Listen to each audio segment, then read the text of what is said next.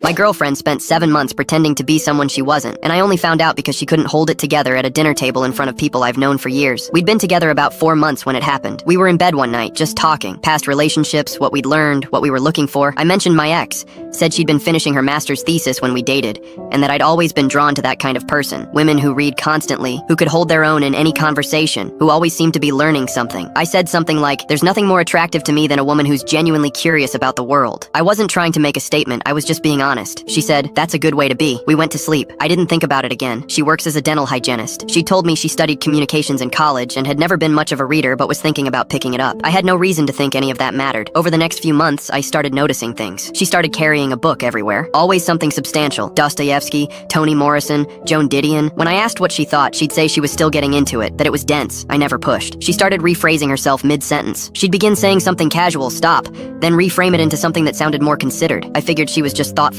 She mentioned a couple of times that she was thinking about going back to school, looking into online programs. I encouraged her every time. She started bringing up books and articles in conversation, always ones she'd clearly researched just beforehand. She'd guide the topic confidently until it went somewhere she hadn't prepared for, then grow quiet and let someone else carry it. She stopped talking about her job. If it came up, she redirected fast. She deleted her TikTok. She used to show me videos constantly, funny ones, absurd ones, things that made her actually laugh. Then one day it was just gone. She stopped playing her music in the car, replaced it with podcasts on philosophy, history, behavioral economics. She'd sit through them with her eyes on the road and say nothing. She started typing things into her notes app before we had dinner with my friends. I noticed once and didn't ask. Last month we had dinner with Marcus, who teaches philosophy at DePaul. She mentioned casually that she'd found Simone de Beauvoir genuinely formative in college. His face lit up. He started asking follow-up questions. She answered 2 of them confidently. Then he asked something specific, a particular argument in the second sex, and she went completely still. She picked up her water glass. Someone else started talking. The moment passed, but I had seen her face. In the car afterward, I didn't accuse her of anything. I just said gently that she'd seemed uncomfortable at one point and asked if she was okay. She pulled over. She sat there for almost a full minute before she started crying. Then she told me everything. After that night in bed, she had looked up my ex, found her LinkedIn, her research, her published work. She said it felt like looking at a blueprint of exactly who I wanted, someone accomplished, intellectual, serious, and she felt like none of that. She loved reality TV and country music and her job,